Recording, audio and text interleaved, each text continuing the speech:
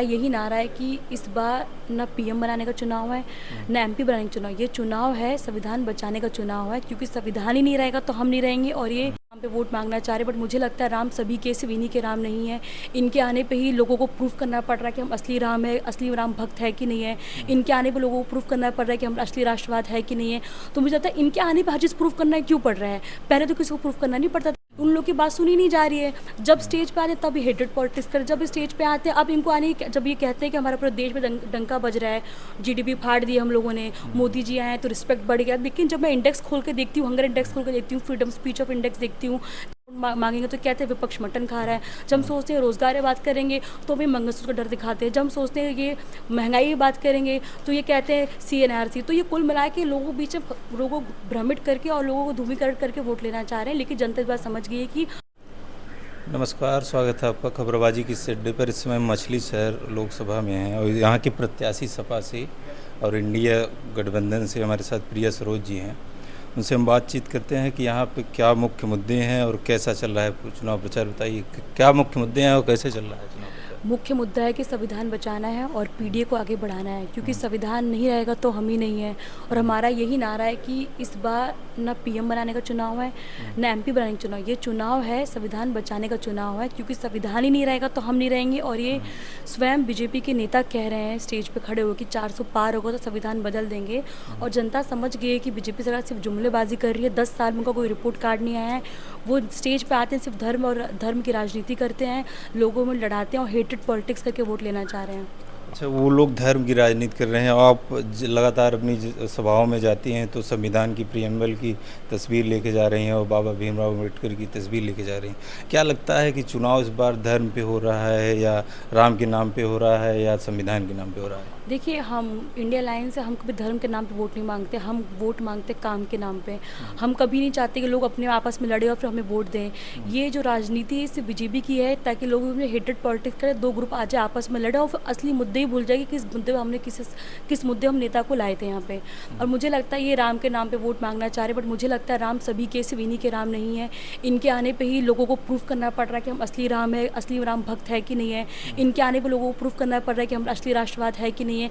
तो मुझे लगता है इनके आने पर हर चीज़ प्रूफ करना क्यों पड़ रहा है। पहले तो किसी को प्रूफ करना नहीं पड़ता था कि हम असली भक्त है कि नहीं, हम असली देशभक्त है कि नहीं, हम असली राम भक्त है नहीं, कि हम असली हिंदू है कि नहीं है। तो इनके आने पर लोगों को प्रूफ क्यों करना पड़ रहा है। मैं चाहती हूँ आप लोग उन्हीं से प्रश्न कीजिए कि आपके आने पर ऐसा क्या होगा लोगों के बीच में कि लोगों को आके प्रूफ करना पड़ रहा है कि हम असली है कि नहीं है।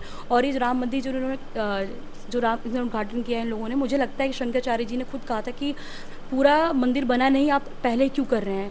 ऐसी क्या जल्दबाजी थी जो कर। इसका मतलब ये है कि ये लोग कहीं कहीं प्रोपेगेंडा बनाना चाह रहे हैं कि हम राम को लाए, हमने बनवाया तो हमें वोट दीजिए। बट मुझे लगता है सुप्रीम कोर्ट का डिसीजन था ये, और मैं उनको बहुत बधाई देना चाहती हूँ, बहुत सम्मान करती हूँ, उन्होंने डिसीजन दिया और इसका क्रेडिट उनको नहीं मिलना चाहिए। ये डिसीजन सुप्रीम कोर्ट का होता है। अगर वो कह रहे हैं हमने बनवाया है तो इसका मतलब ये समझिए फिर आपसे मतलब आपका सुप्रीम कोर्ट का प्रेशर, इसका मतलब। यहाँ पे भाजपा ने अपने पुराने प्रत्याशी VP सरोज जी को चुनाव में उतारा है। उनका कई जगह विरोध भी हो रहा है। कुछ लोग मड़ियाहू में हमसे मिले थे तो बता रहे थे कि वो आते हैं बस हाथ जोड़ के वो नमस्ते करे, गाड़ी से उतरते नहीं कुछ। जी, मैं कहूँगी जनता इस बार बहुत ज़्यादा आक्रोश में है और बहुत ज़्यादा समझ गई है कि इस बार जो 10 साल इनका कार्यकाल इनका 10 साल, हमारा 5 साल जो सपा ने काम किया उसका आप देख लीजिए। और 10 साल में जो उनका काम था, जिस काम बेसिस पे ये लोग आए थे, मुझे लगता है उस मुद्दे कोई बात ही नहीं करते। इनके जो नेता आते हैं उनको लगता है आप सिर्फ मोदी जी का फेस देख के वोट दीजिए, लेकिन क्या 5 साल मोदी जी काम कर रहेंगे, उनके नेता काम करेंगे? आप उनसे ये पूछिए कि आप कब तक धर्म के नाम पे वोट मांगेंगे। यहाँ पे महिलाएं जल रही हैं मणिपुर में, लोगों को नौकरी नहीं मिल रही, जो स्टूडेंट्स हैं उन पर लाठीचार्ज हो रहा है, किसान रास्ते में बैठे हैं 1 साल से, उन लोग की बात सुनी नहीं जा रही है। जब स्टेज पे आते हैं तब हेटेड पॉलिटिक्स कर, जब स्टेज पे आते हैं अब इनको आने, जब ये कहते हैं कि हमारा पूरा देश में डंका बज रहा है, जीडीपी फाड़ दी हम लोगों ने, मोदी जी आए तो रिस्पेक्ट बढ़ गया। लेकिन जब मैं इंडेक्स खोल के देखती हूँ, हंगर इंडेक्स खोल के देखती हूँ, फ्रीडम स्पीच ऑफ इंडेक्स देखती हूँ, जब मैं पॉवर्टी इंडेक्स, सब में चीज़ लाइन हर चीज़ में नीचे जा रही है अपना देश। तो किस बेसिस पे ये लोग कहते हैं हम डंका बीच रहे हैं। मैं पूछना चाहती हूँ, जब हमारा इंडेक्स हो गया है, जो वर्ल्ड प्रेस इंडेक्स होता है, उसमें हर जगह अपना इंडिया नीचे जा रहा है, धीरे धीरे नीचे जा रहा है, तो किस बेसिस पे कहते हैं? अगर आपने इतना काम किया ही है तो फिर आप 400 पार जो नारा लगा रहे हैं, तो फिर क्यों आप नफरत के नाम पे वोट मांग रहे हैं? जब हम सोचते हैं बीजेपी वाले विकास के नाम पे वोट मांगेंगे तो कहते हैं विपक्ष मटन खा रहा है। जब हम सोचते हैं रोजगार की बात करेंगे तो भी मंगलसूत्र का डर दिखाते हैं। जब हम सोचते हैं ये महंगाई की बात करेंगे तो ये कहते हैं CNRC। तो ये कुल मिला के लोगों के बीच में लोगों को भ्रमित करके और लोगों को ध्रुवीकरण करके वोट लेना चाह रहे हैं, लेकिन जनता इस बात समझ गई है कि हम वोट उन्हीं को देंगे जो मुद्दे की बात करेंगे। तो आप बता रहे हैं जैसे वो जो आपकी यहाँ के सांसद हैं वो मोदी जी के फेस पे वोट मांगते हैं। ये बनारस विधानसभा बनारस की भी मछली शहर लोकसभा में आती है, तो आपको क्या लगता है मोदी जी उधर आगे आके रोड शो करेंगे तो कुछ उसका भी प्रभाव पड़ेगा? पिंडरा जो ये लोग विधानसभा है तो मछली शहर लोकसभा में आती है जो बनारस की है, तो क्या लगता है कितना कठिन चुनाव है? या यहाँ पे अगर बीजेपी जो कैंडिडेट्स है वो काम करेंगे या फिर मोदी जी आगे काम करेंगे? नहीं, विपक्ष मतलब मोदी जी उसी पे वोट मांग रहे हैं कि आप प्रत्याशी का चेहरा मत देखिए, मेरा चेहरा से देखिए। इसका मतलब उन्होंने काम ही नहीं किया है। अगर उन्होंने काम किया होता तो बोलते कि मैंने इतना काम किया, मैंने ये काम किया, मैंने ये काम किया, इसलिए मुझे वोट दीजिए। मैं लोगों से तब जाके कहती हूँ प्रश्न कीजिए, आपके पास अधिकार है प्रश्न करने का। आप उनसे पूछिए आपने जो जो वादा किया था वो पूरे हुए हैं? हम क्यों उनके नाम पे वोट दें? आप 5 साल तो आप रहेंगे हमारे बीच में, मोदी जी आके तो विकास करेंगे नहीं, तो क्यों उनका फेस देख के वोट दें? इसका मतलब कहीं उनको अंदर हार चुके हैं, इसलिए वो मोदी के नाम पे वोट मांग रहे हैं। अच्छा, ये कई हम कल मड़ियाहूँ विधानसभा में थे तो कई लोग बता रहे थे कि जो इस समय वर्तमान में सांसद जी हैं कई लोगों के ऊपर झूठा मुकदमा भी दायर करवा दिए हैं। SC/ST एक्ट देखिए, अब मैं समझना चाहती हूँ, इन्होंने ये SC होके अब मैं चाहती हूँ इनके यहाँ लोकसभा में ऐसा क्या हो रहा है कि इतने दर्जनों केस जड़े और कहीं जगह नहीं, सिर्फ इनके ही एरिया में SC/ST एक्ट दर्जनों लगे, तो क्यों लगे हैं? मतलब यहाँ पे लोग आपस में लड़ा भिड़ा रहे हैं ताकि लोग आपस में लड़े, और जो असली मुद्दे हैं वहाँ पे लोगों को पता ही नहीं असली मुद्दे क्या है। लोग आपस में लड़ भिड़ रहे हैं, केस दर्ज हो रहा है, लोग परेशान हैं इनसे। लोग ये कह रहे हैं कि जो हमने नेता चुना था सोच के कि ये हमारे लिए काम करेंगे, बट काम नहीं कर रहे हैं, और जनता ने इनको देखा ही नहीं 5 साल में। लोग कहते हैं ये बाहर ही रहते हैं, यहाँ पर रहते ही नहीं हैं। तो इस बार लड़ाई इंडिया गठबंधन लगातार कह रही है कि इस बार अगर आएगी सरकार NDA की तो सरकार बदल लेगी। वहीं पे ये लोग कह रहे हैं कि अगर आएंगे तो कांग्रेस आएगी तो मंगलसूत्र जो हिंदू लोग हैं वो मुस्लिमों में बांट देगी। कैसे देखती हैं, क्या इस पे क्या सच्चाई, कितनी सच्चाई है? मुझे आपको खुद पता होगा, आपने घोषणा पत्र पढ़ा है कांग्रेस का, उसमें कहीं भी नहीं लिखा, तो किस बेसिस पे बोल रहे हैं? जब घोषणा पत्र में कहीं नहीं कहा, जब किसी कांग्रेस लीडर ने बोला, तो ये खुद क्यों बोल रहे हैं? झूठ क्यों बोल रहे हैं? और झूठ इतना बड़ा झूठ बोलते हैं, बस सोचते भी नहीं है। हमने कहीं बोला ही नहीं ऐसा कि हम मंगलसूत्र का डर दिखाएंगे, हमने कहीं बोला ही नहीं कि इनहेरिटेंस लॉ लाएंगे, हमने कहीं बोला ही नहीं कि हम संपत्ति छीन के मुस्लिमों को दे देंगे।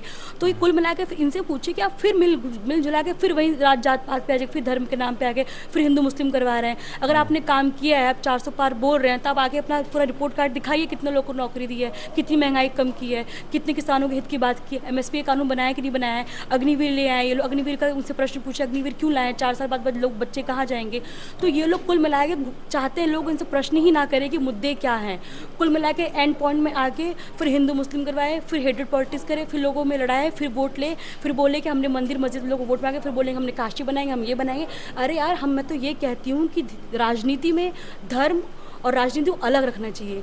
जब इसको साथ मिलाया चलता है, समझ लीजिए वो नेता काम करना नहीं चाह रहा है, और धर्मों लेके साथ चलने का मतलब है ही यही कि आप धर्म के नाम पे वोट मांग रहे हैं क्योंकि आपने काम ही नहीं किया है। अग्निपथ की बात आपने की, तो अभी 2 दिन पहले रक्षा मंत्री ने कहा कि अग्निपथ वाले रिटायर होकर ISPCS की तैयारी कर सकते हैं। अब ये बताइए, आप 4 साल के लिए कर रहे हैं, उसके बाद क्या करेंगे बच्चे? वो 4 साल तो उनके लिए खराब ही गया ना, फिर उनका रिस्टार्ट हो जाएगा उनके लिए। और अग्निवीर लाने का मतलब क्या, मुझे यही समझ नहीं आ रहा। जो MP को पेंशन मिल सकती है, अग्निवीर को पेंशन क्यों नहीं मिल सकती? अब उनसे प्रश्न करिए। और अग्निवीर जो एक स्कीम लाए हैं, मुझे लगता है ये स्कीम मतलब बेसलेस और यूजलेस है, क्योंकि इसका सेंस नहीं बनता है। जो बच्चे तैयारी करके 4 साल रहेंगे, उसके बाद क्या करेंगे? बेरोजगारी घूमेंगे। तो ये सरकार तो मुझे लगता है ये युवा विरोधी पार्टी है, क्योंकि ये कभी युवा की बात सुनती नहीं है। पेपर लीक हो जा रहे हैं, पेपर लीक की बात करना चाहते नहीं है, बच्चों को तो धरना देना पड़ा यहाँ पे, तब जाके उनकी बात सुनी जा रही है। और इनसे एक पेपर कंडक्ट नहीं हो पा रहा है, इनसे रोजगार नहीं ला पा रही हैं। 2 करोड़ नौकरी की बात की तो वो नहीं आया, 15 लाख खाते में बैंक में नहीं आया। किसान लोग सालों साल बैठ जाते हैं, एक शब्द नहीं बोलते प्रधानमंत्री जी, फिर आगे प्रेशर में कानून वापस करते, लेकिन MSP कानून भी तक बन नहीं पाया इनसे। तो इतना है कि इनके इनके जितना टर्म में मैंने नोटिस किया है, जब कोई धरना देता है तो उनको टेररिस्ट बता देते हैं, उनको टुकड़ों की गैंग बता देते हैं। तो इनका है कि जो भी इनकी विपक्ष बोलता है उनको बोल देते हैं कि एंटी इंडिया है, ये एंटी हिंदू है, ये फलाना ठिकाना बोल देते। तो मैं सोचती हूँ इनके पास कोई मुद्दे ही नहीं है, ये कभी बोलना चाहते हैं। जब हमारी महिला जो रेसलर थी उनके बेटे को टिकट दे दिया है। तो ये आप इसका मत समझिए कि इन लोग को कोई फ़र्क नहीं पड़ता जनता के बारे में क्या सोची, जनता कब धरना क्यों दे रही है, इनको सिर्फ अपने से मतलब है। अच्छा, बेरोजगारी, आपको लगता है बेरोजगारी मुद्दा है इस बार? ज़रूर है, वोट लेकिन पड़ेगा मुझे इस लगता है बार? कि मुझे लगता है मीडिया दिखा नहीं रही है। नेशनल लेवल जो मीडिया, गोदी मीडिया है, वो सिर्फ यही दिखाती रहती है कि मोदी जी ने बहुत काम किया है, और उनसे प्रश्न करना नहीं चाह रहे। जो मीडिया वाले हैं, बीजेपी जो प्रवक्ता है, उनसे क्वेश्चन नहीं पूछते इन चीज़ों पे, वो खाली विपक्ष से क्वेश्चन पूछते हैं। और मुझे लगता है जो इनका विकास हुआ है सिर्फ मीडिया पे लेवल पे, लेकिन धरातल पे इनका विकास बिल्कुल भी नहीं हुआ है, क्योंकि जनता जो है परेशान हो चुकी है इनसे बिल्कुल। जो महंगाई इन लोगों ने कर दी, डीजल, पेट्रोल, दाल, चावल सब महंगा कर दिया है। तो जनता क्यों उनको वोट करेगी, क्यों धर्म के नाम वोट करेंगी? आटा और डाटा दोनों महंगा हो गया है। जी बिल्कुल महंगा होगा। मैं इनसे पूछना चाहती हूँ, जनता आपको धर्म के नाम पे वोट क्यों देगी? आप ऐसा क्या कर रहे हैं? पहले भी लोग भगवान को मानते, लोग भगवान को अभी भी मांगते, लेकिन आप ऐसा क्या करेंगे आपको वोट देंगे?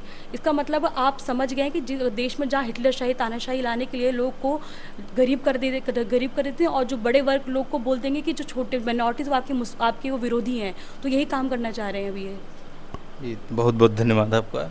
तो ये थी प्रिया सरोज, जो तमाम मुद्दों पे हमसे बात किया। ऐसी खबरें देखने के लिए हमारे चैनल को सब्सक्राइब करें, शेयर करें। बहुत बहुत धन्यवाद।